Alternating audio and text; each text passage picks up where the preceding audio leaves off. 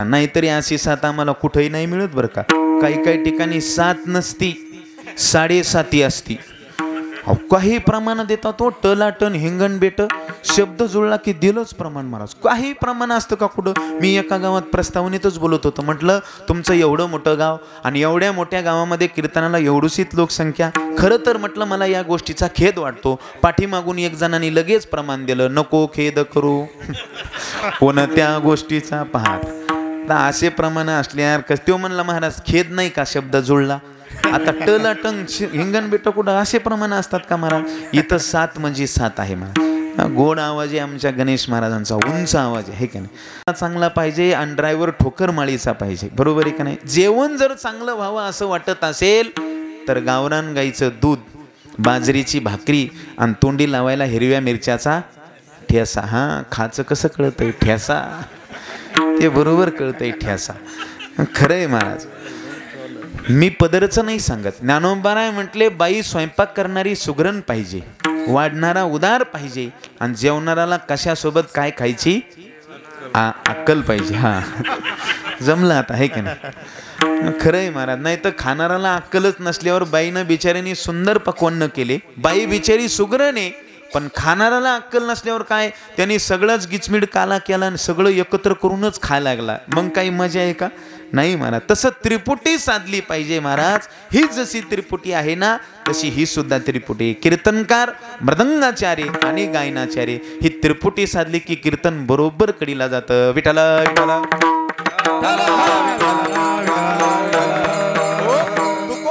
महिमा सांगतात संतांचा आणि संतांचा महिमा सांगत असताना म्हणतात आलिंगन घडे मोक्ष सायोजता जोडे. आता संतांचा 2 प्रकारचा महिमा आहे. एक लौकिक महिमा आणि दुसरा अलौकिक महिमा.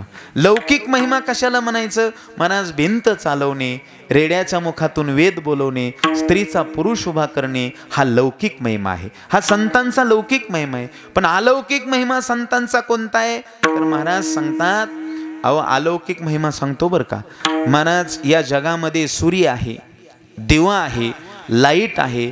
हे जे सगळे पदार्थ आहेत ना हे दिसणाऱ्या वस्तू दाखवतात. पण माझे संत अदृश्य दर्शने संताचे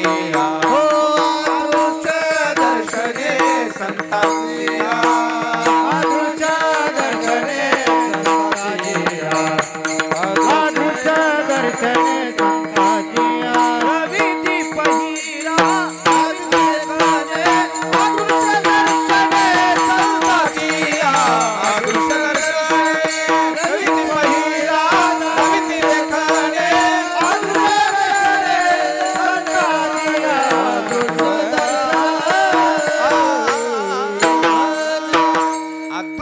दर्शने संतांची.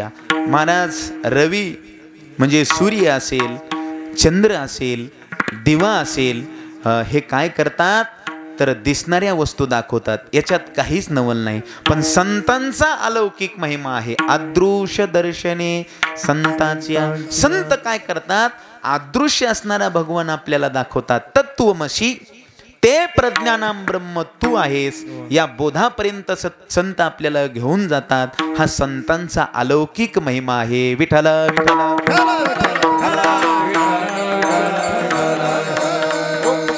म्हणले. संत काय करतात तर त्या वेदाच्या महावाक्यावर आपल्याला आरूढ करतात महाराज. तत्वम असी ते परब्रह्म स्वरूप तू आहे. तुकोबाराय म्हणले आम्हाला आमच्या सद्गुरूंनी उपदेश केला महाराज.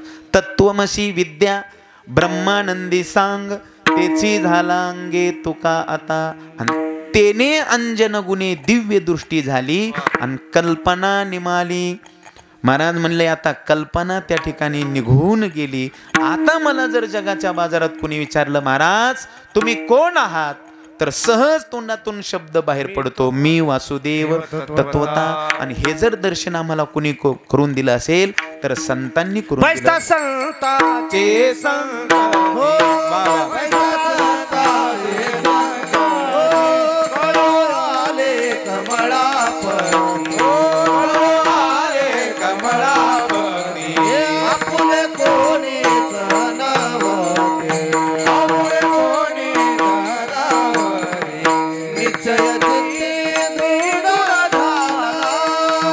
चित्ती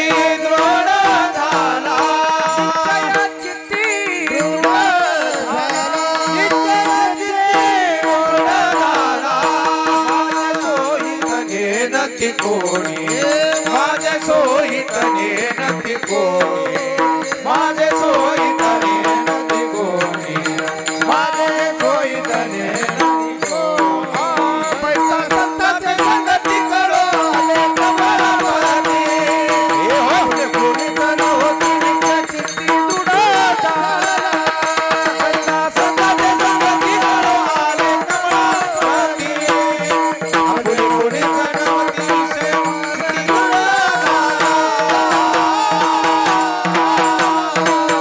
पैसता संताचे संगती कळो आले कमळापती. कुणामुळं कमळापती कळतो तर बैसता संताचे संगती. किंवा अजून एक सांगतो, संत दर्शनी हा लाभ पद्मनाभ जोडला. संतांची संगत घडली की संत महात्मे अदृश्य त्या ठिकाणी दाखवून देतात. अदृश्य असणारा परमात्मा संत महात्मे त्या ठिकाणी आपल्याला दाखवून देतात. अकळावा श्रीपती येणे पंते वा वा अकळावा श्रीपती येणे पंते अकळावा श्रीपती येणे पंते अकळावा श्रीपती येणे पंते संतांचे संगत मार्ग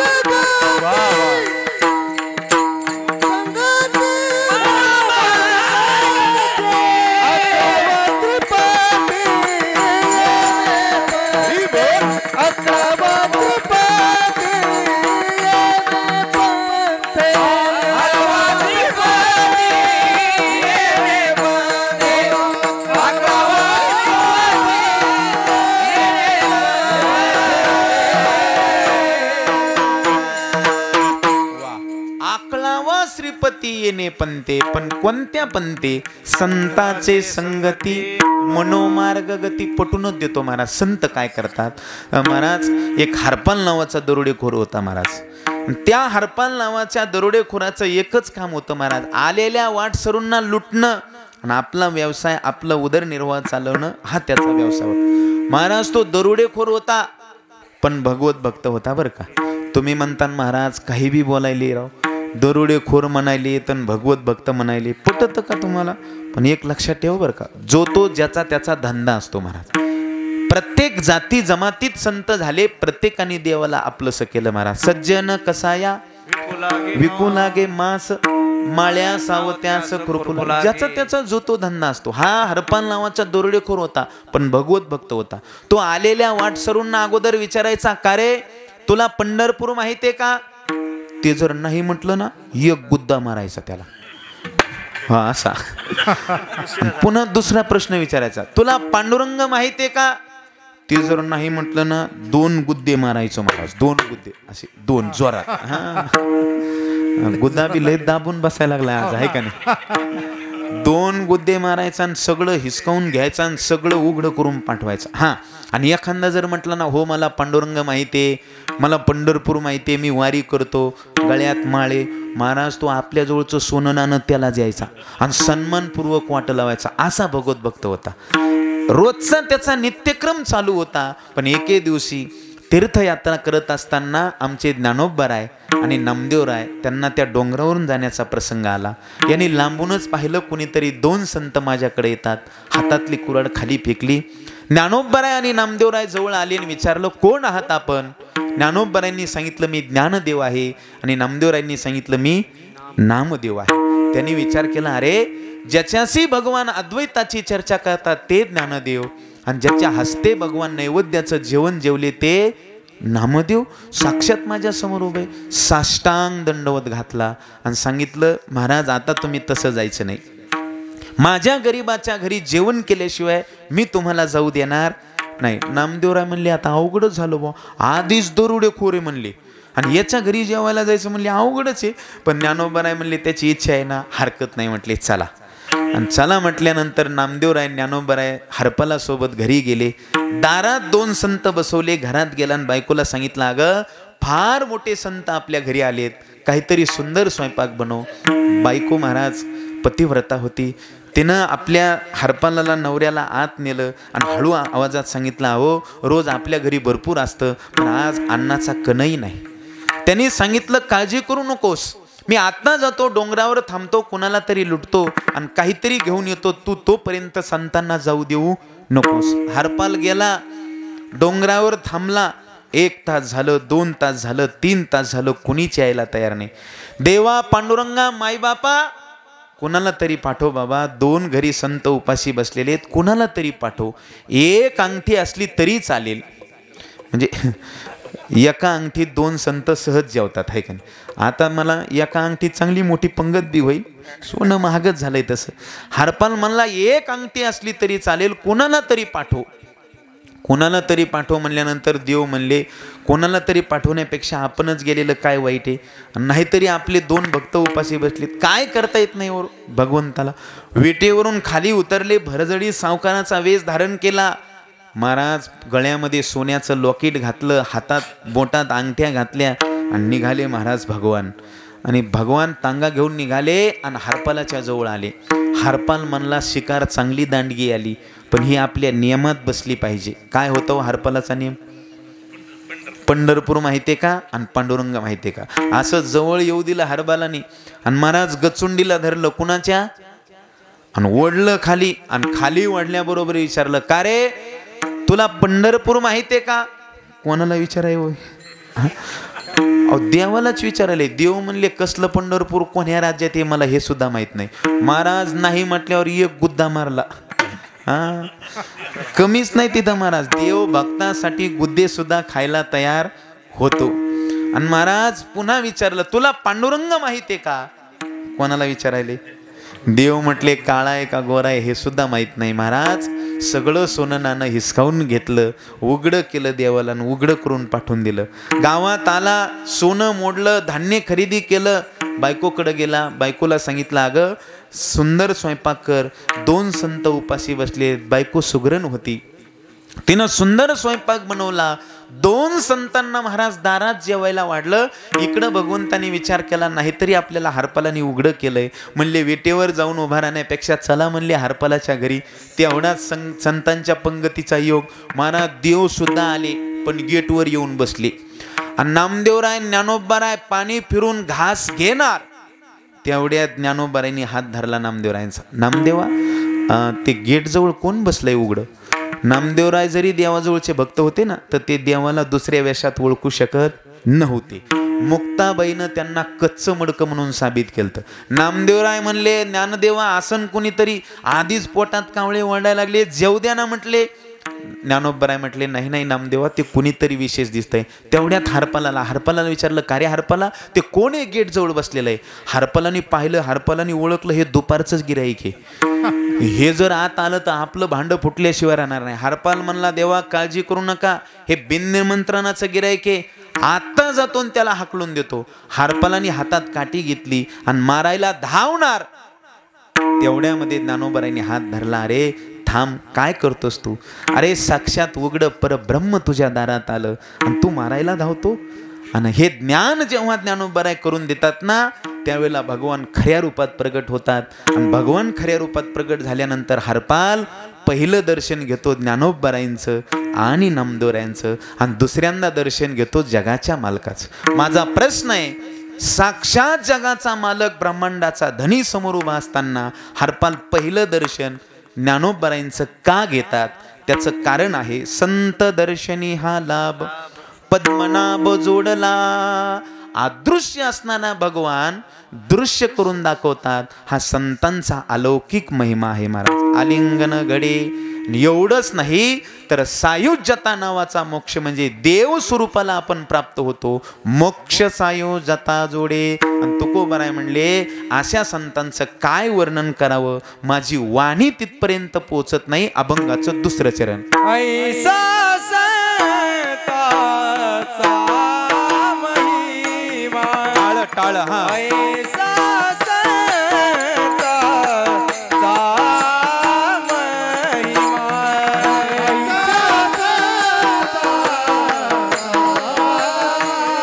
हे हो. ऐसा संताचा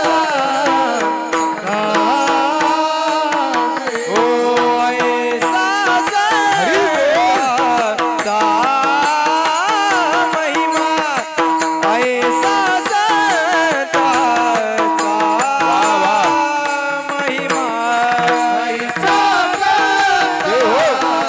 टाळी वाजवा माई बाप.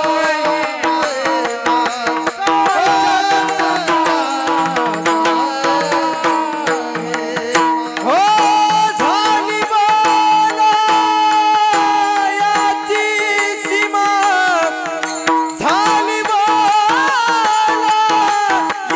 सीमा, ऐसा संता चा महिमा, ऐसा संता चा महिमा.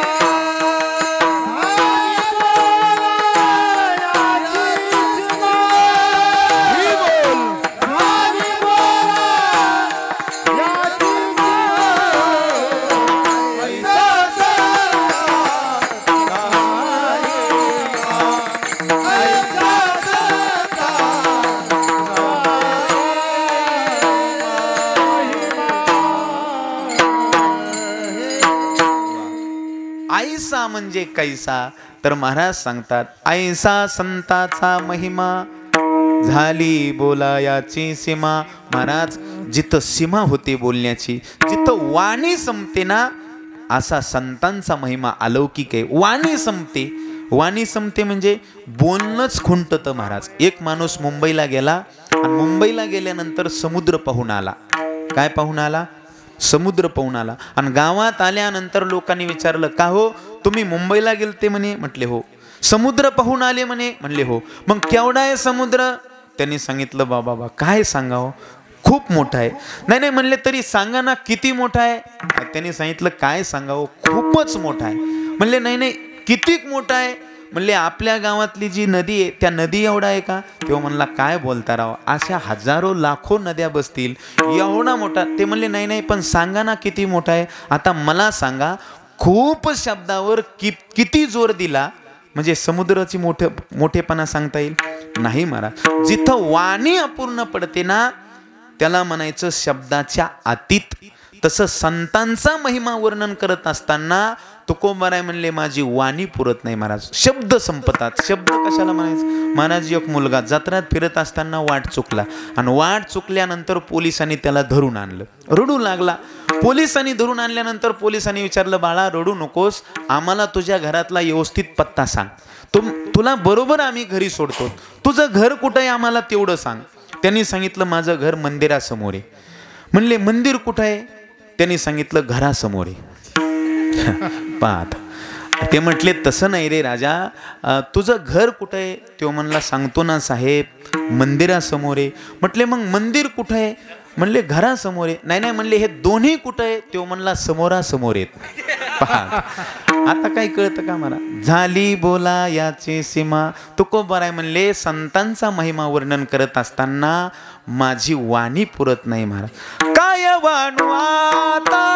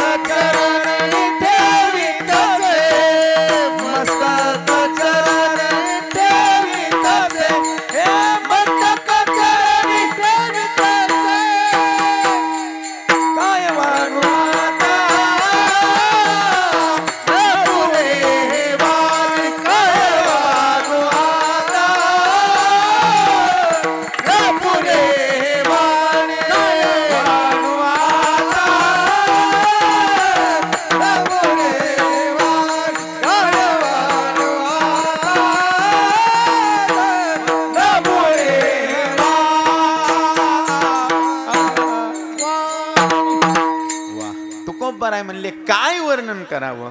काय वाणू आता न पुरे ही वाणी, मस्तक चरणी ठेवी तसे. महाराज म्हणले, मी माझ्या वाणीनं वर्णन करू शकत नाही. तेथे माझा काय कोण तो विचार, वर्णावया पार महिमा त्यांचा काय वर्णन करावं? महाराज साखर किती गोड आहे हे जर सांगायचं असेल तर साखर साखऱ्या एवढीच गोड आहे. बरोबर आहे का नाही? एक जणाला विचारलं किती गोड आहे साखर, तेव्हा म्हणला अहो साखर साखरे एवढीच गोड आहे. तसं महिमा संतांचा काय आहे तर संतांचा महिमा संतांसारखाच आहे. तिथं दुसऱ्याची उपमा देता येत नाही. तुकोबराय म्हणले ऐसा संताचा महिमा झाली बोलायाची सीमा. तिथं बोलण्याची सीमा होते. असा अलौकिक माझ्या संतांचा महिमा आहे. महाराज म्हणतात काय महिमा सांगू, अहो सगळे जगातले तीर्थ माझ्या संतांच्या पायाजवळ येतात. अभंगाचं तिसरं चरण. तीर्थे पर्वकाळ, तीर्थे पर्वकाळ, तीर्थे पर्वकाळ, टाळ टाळ हा पर्वकाळ, हे हो तीर्थे पर्वकाळ, तीर्थे पर्वकाळ, तीर्थे पर्वकाळ,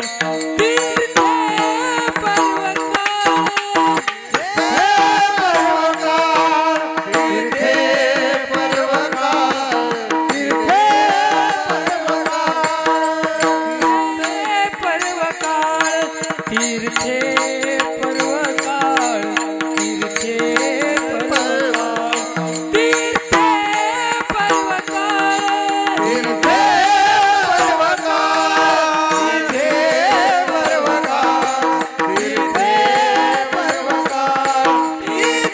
तीर्थे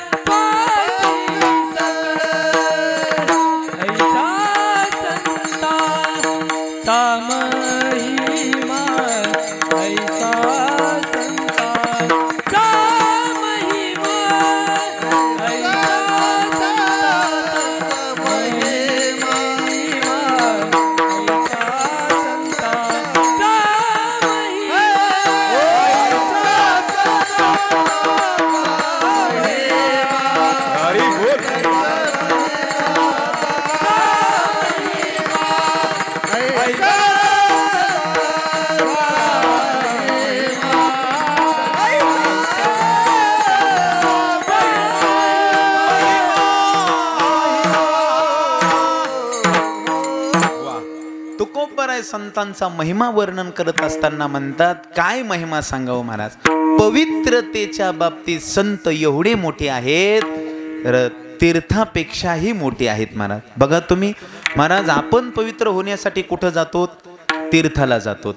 पण आपलं पाप धूत असताना तीर्थ स्वतः मलिन होतात.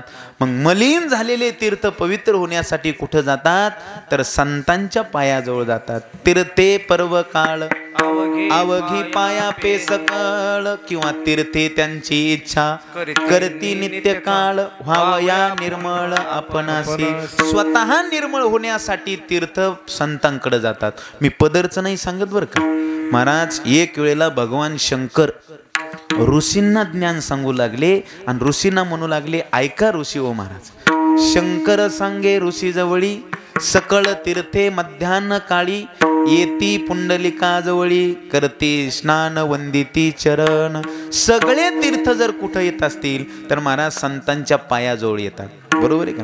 तीर्थे तया ठाया येती पुनीत भाव,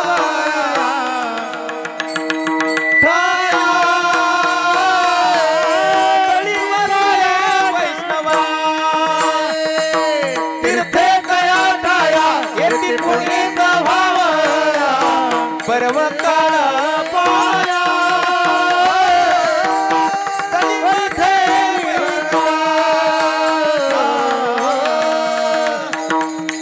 तीर्थे तया ठाया येती पुनीत व्हावया. पर्वकाळ पाया तळी वसे वैष्णवा. सगळी तीर्थ संत महात्म्यांकडे येतात. म्हणून संतांचा अलौकिक महिमा आहे महाराज. अनेक अंगाने संतांचा महिमा सांगता येतो महाराज. संतांचा महाराज शक्ती महिमा आहे, गुण महिमा आहे, नाम महिमा आहे आणि स्वरूप महिमा आहे. काय स्वरूप आहे संतांचं महाराज? नमो सद्गुरु तुकया ज्ञान दीपा, नमो सद्गुरु सच्चिदानंद रूप, नमो सद्गुरु भक्त कल्याण, नमो सद्गुरु भास्करा पूर्ण कीर्ती. हा संतांचा स्वरूप महिमा आहे. अजून गुण महिमा सांगतो. कृपाळू उदार माझा ज्ञानेश्वर हा संतांचा महाराज गुण महिमा आहे, शक्ती महिमा. महाराज म्हटले अंगी ऐसे बळ रेडा बोले हा शक्ती महिमा आहे. आणि नाम महिमा, संतांचं नाव जरी घेतलं तरी महाराज आपले पाप नाहीसे झाल्याशिवाय राहत नाही. तुका म्हणे पापे जाती संताची आज किंवा तुकाराम तुकाराम नाम घेता कापे. ज्ञानदेव म्हणता ज्ञानदेव देतो, वासुदेवची होतो वदनी वदेतो. म्हणून असा अलौकिक संतांचा महिमा आहे. तुकोबराय म्हणले पवित्रच्या बाबतीत संत इतके मोठे आहेत तर जगातले सगळे तीर्थ संतांकडे येतात. तीर्थे तया ठाया येती पुनीत व्हावया, ऐसा संतांचा महिमा झाली बोला याची सीमा. विठोबा रखुमाई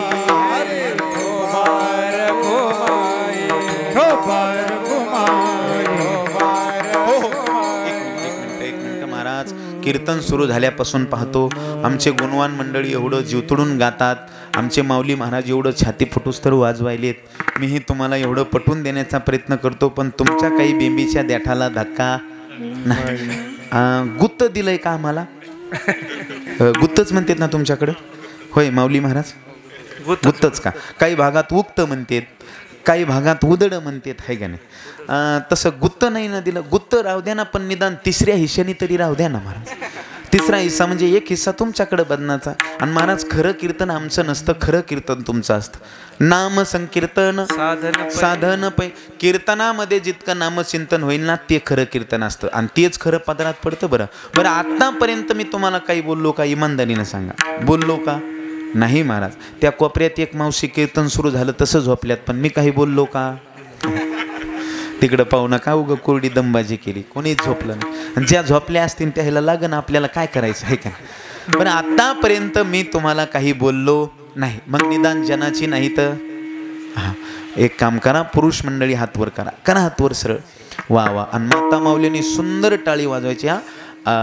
कॅमेरावाले इकडं करा बरं का, टाळ्या दिसल्या पाहिजे. सुंदर टाळी वाजवून भजन करायचं.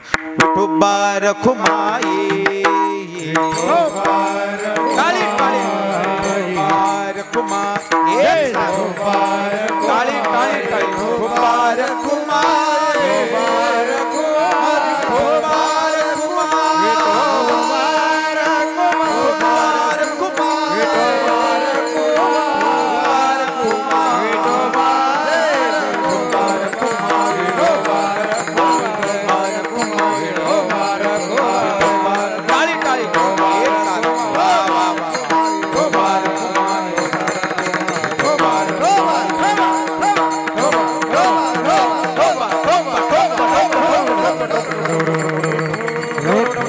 काळी काळी काळी काळी टाळी वाजवायची, टाळी जोरदार, टाळी काळी टाळी.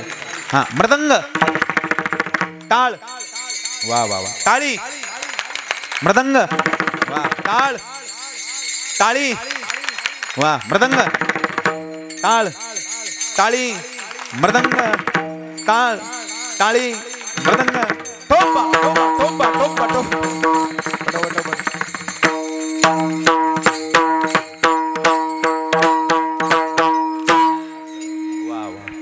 घ्या हात खाली. घेतले होय? हा बाबा बाबा बाबा बाबा. वर घ्या म्हणून सांगावं लागतं पण खाली घ्या म्हणून नाही सांगावं लागतं. काही बादराणी तर विठोबा रखुमाई लगेच गुंडाळून ठेवले. पण असो सुंदर भजन केलं महाराज. जगद्गुरु तुकोबाराय संतांचा महिमा वर्णन करतात. काय सांगावं संतांचा महिमा? ऐसा संतांचा महिमा झाली बोला याची सीमा. अहो महाराज देव सुद्धा संतांची पूजा करतो.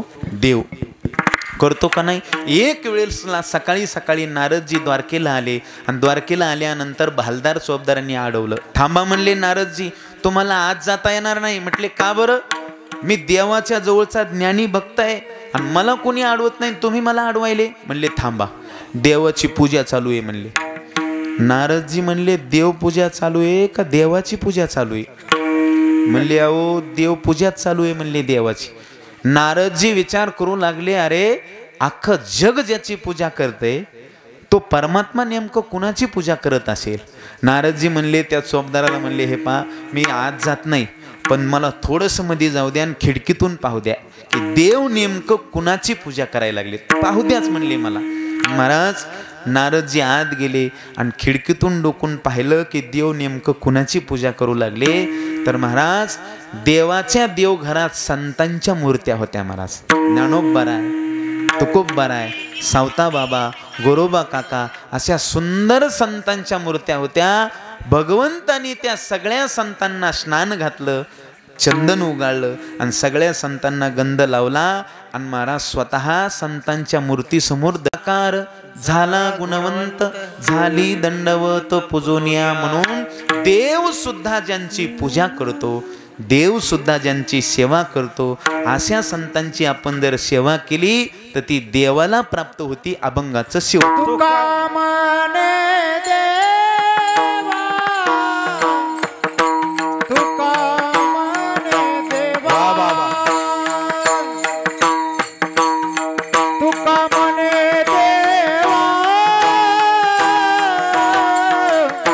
तुका म्हणे देवा,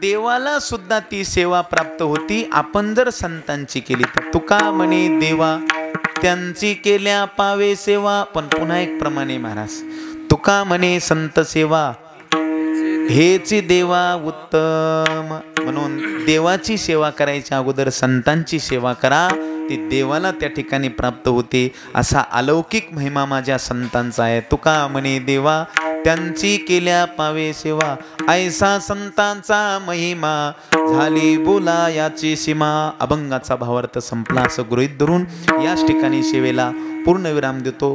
बरोबर 10:30 वाजले बरं का. 8:30 ते 10:30, 8:30ला सुरू केलं. माऊली महाराज म्हणले वेळ सांभाळा बरं का, त्याचं काम. आणि त्यांनी फोन केला आणि यावंच लागलं महाराज. गोड निवेदन आहे. ते म्हणले महाराज तारीख कोणती घेता? म्हटलं मला महाशिवरात्रीच्या अगोदर देऊ नका. मागच्या वर्षी महाशिवरात्रीच्या अगोदर घेतले आणि म्हणलं तुम्ही विश्वनाथ अभंग घेतला आणि सापच निघला बुवा कीर्तनात.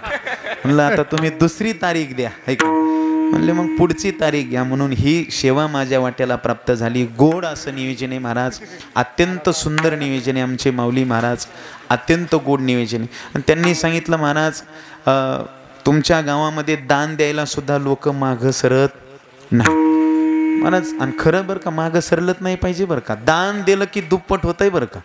तुम्ही भगवंताला एका हाताने द्या, भगवान तुम्हाला 1000 हाताने देतात. हो महाराज सुदामदेवानी काय दिलं होतं महाराज?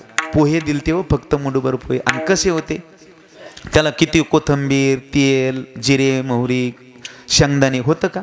फके मारी कोरडीच, कोरडे पोहे होते हो. पण महाराज शुद्ध भाव दे कोणिया, गाव सोन्याचा दिला गा. महाराज तुम्ही एका हाताने द्यावं. दान दिलं की दुप्पट होतंय. काय होतंय? दुप्पट होतंय. तुम्हाला जरी अनुभव नसला तर मला चांगला अनुभव आहे बरं का. महाराज काय झालं, एकदा कोल्हापूरकडे कीर्तनाला गेलो. आणि कीर्तनाला गेल्यानंतर कीर्तन आमची जिथं व्यवस्था होती ना, आज जशी आमची दाजीकडे व्यवस्था होती जेवायची, तशी आमची तिथं त्या घरी व्यवस्था होती. आणि आम्ही जेवायला गेल्यानंतर तिथलं एक लहान बाळ आपलं रांगत चाललं होतं. मी त्या बाळाला उचललं मांडीवर घेतलं. बाळ अगदी गोरं गोमटं होतं. मी लगेच खिशातली 50ची नोट काढीन त्या बाळाच्या हातात दिली. महाराज मी 50ची नोट बाळाच्या हातात दिलेली त्या बाळाच्या आजोबांनी पाहिलं आणि महाराज ते बाळाचे आजोबा माझ्याजवळ आले. पोराला त्यांनी आपल्या कडेवर उचललं, आतल्या घरात गेले, अजून आतल्या घरात गेले, अजून आतल्या घरात गेले, अजून आतल्या घरात, एवढेच घरं असतात हा. आणि आतल्या घरात जाऊन डब्यातून हिरवी 100ची नोट काढली आणि त्यांनी विचार केला महाराज एवढ्या लांबून आले आणि आपल्या नातवाच्या हातात 50 रुपये दिले. महाराज ते बाळाचे आजोबा माझ्याजवळ आले, माझं दर्शन घेतलं आणि मला 100ची नोट दिली. मला सांगा माझे कमी झाले का वाढले? मी किती दिले ते पोराव? 50. त्याने मला किती दिले? 100. म्हणजे दुप्पट झाले का नाही? दान दिलं की दुप्पट होतंय. तुम्हाला जर अनुभव घ्यायचा असेल तर कीर्तन संपल्यानंतर माझ्याकडे या आणि मला एक 200 रुपयाची नोट देऊन जा. पहा तुम्ही उद्या 400 होतेत का नाही? अनुभवच घ्यायचा म्हणल्यावर महाराज हसण्यावारी नेऊ नका. दान दिलं की दुप्पट होतंय. एका दाण्याच्या कणसाला महाराज कणीस लागल्यानंतर हजारो दाणे येतात. ही भगवंताची कृपा आहे. म्हणून भगवंताला देत असताना कानकुसरपणा करू जाऊ नका. आपल्याला जर लाख रुपये उत्पन्न होत असेल तर त्याच्यातले 1000 रुपयेच बाजूला ठेवा. 10 लाख होत असेल तर 10,000 रुपये ठेवा. आपल्याला जर 1000 रुपये होत असतील तर 1 रुपया ठेवा. जास्त देऊ नका. पण महाराज आपल्याला झालेल्या उत्पन्नातला थोडा भाग निश्चित परमार्थासाठी खर्च करीत जा. आपलं गाव सुंदर आहे, गोड नियोजन आहे. सर्वांना या ठिकाणी धन्यवाद देतो. गोड अशी साथसंगत आमचे सर्वच गुणवान मंडळी, त्यामध्ये गोड मृदंग ज्यांनी वाजवला आमचे माऊली महाराज शेळके, गोड मृदंग वाजवला महाराजांनी, त्यांनाही धन्यवाद. आमचे हरिभक्तीपरायण संगीत विशारद पांडुरंग महाराज भोसले. आज थोडा आवाज बसलाय महाराजांचा, नाही तर प्रमाणाला काहीच कमी नव्हती आहे का नाही. तरी पण गोड साथ केली आमचे गुरुजी, त्यांनाही धन्यवाद. आमचे गणेश महाराज आहेत, त्याचबरोबर आमचे भागवत महाराज उगले, त्याचबरोबर आपल्याच गावातील दत्ताराव महाराज काकडे महाराजांचं काय, हां बाबासाहेब महाराज गेवराई आहे का नाही. गोड आवाज ज्यांचा आहे त्यांनाही धन्यवाद. आपल्याच गावातील गोड असं नियोजन ज्यांचं आहे माऊली महाराज घारे, सर्वच या ठिकाणी बाल वारकरी मंडळी, सर्वांना धन्यवाद देतो. गोड अशी साऊंड सर्व्हिस आहे माऊली मंडप म्हणता, त्यांनाही धन्यवाद देतो. तुम्ही म्हणता महाराज त्यालाच सगळे धन्यवाद, आम्हाला काहीच नाही. पण बापा तुम्हाला डबल धन्यवाद. खरं तर कीर्तनाला इथं आलो, माझ्यासमोर कोणीच नव्हतं. मला वाटलं कोणी येतं का नाही, का इनावर लटकून फाशी घेऊ का काय. पण महाराज कसं का होईना चाल सुरू झाल्यानंतर चालीनं तुम्ही आले, मंडप भरला. मला बरं वाटलं. झोपेची वेळ असताना तुम्ही कीर्तनाला आलात, तुम्हाला डबल धन्यवाद. जे इथं आलेच नाही, घरीच गोदडी हॉस्पिटलमध्ये ॲडमिट झाली, त्याला टेबल नाही चौबल नाही, त्याला धनुर्वाद असो. याच ठिकाणी सेवेला पूर्णविराम. ज्ञानेश्वर माऊली